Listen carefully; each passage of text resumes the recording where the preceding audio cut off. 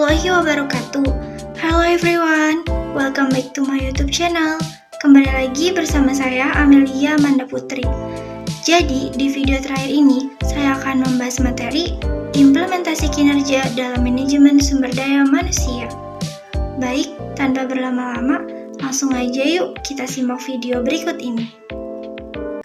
Implementasi kinerja dalam manajemen sumber daya manusia.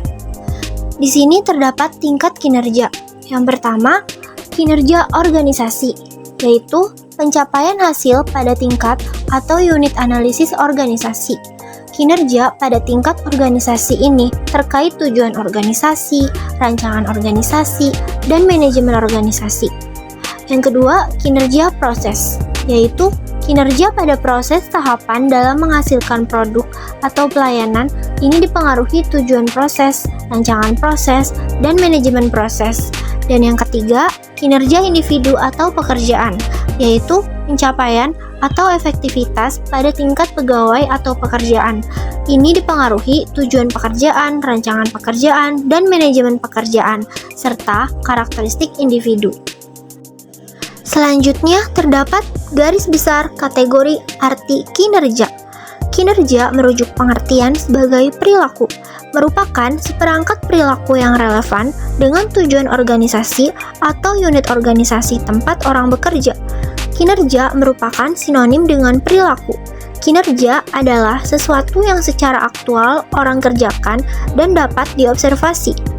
Kinerja mencakup tindakan-tindakan dan perilaku yang relevan dengan tujuan organisasi. Kinerja bukan konsekuensi atau hasil tindakan, tetapi tindakan itu sendiri. Selanjutnya terdapat definisi kinerja. Menurut Stoner pada tahun 1978, kinerja adalah fungsi dari motivasi, kecakapan, dan persepsi peranan.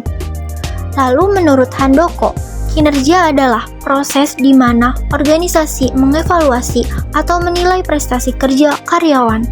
Dan menurut Gibson pada tahun 1990, kinerja adalah seseorang yang ditentukan oleh kemampuan dan motivasinya untuk melaksanakan pekerjaan. Selanjutnya terdapat pekerjaan dan kinerja organisasi.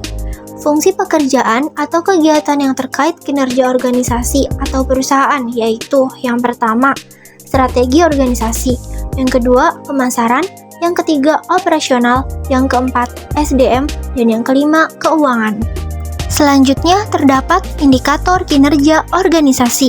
Yang pertama, performa harus mengarah hasil dan semangat untuk menghasilkan nilai.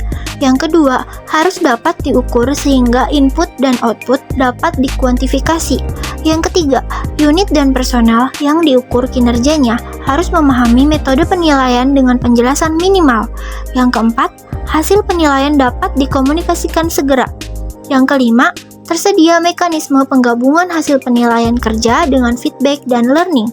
Yang keenam, terhubung objektif dengan kebijakan insentif dan kebijakan pegawai.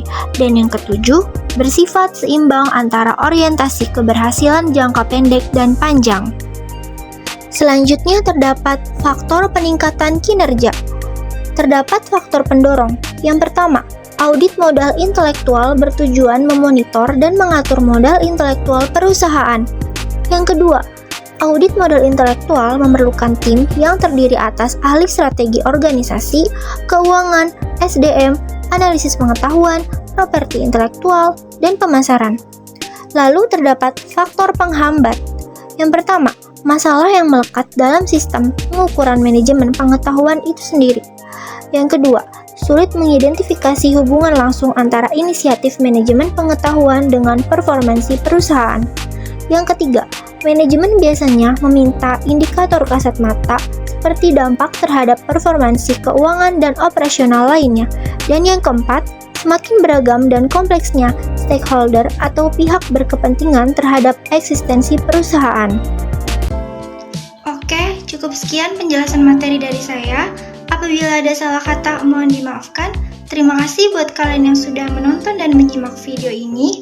Jangan lupa like, komen, subscribe, dan share agar video ini dapat bermanfaat untuk kita semua. Sampai jumpa semuanya. Bye!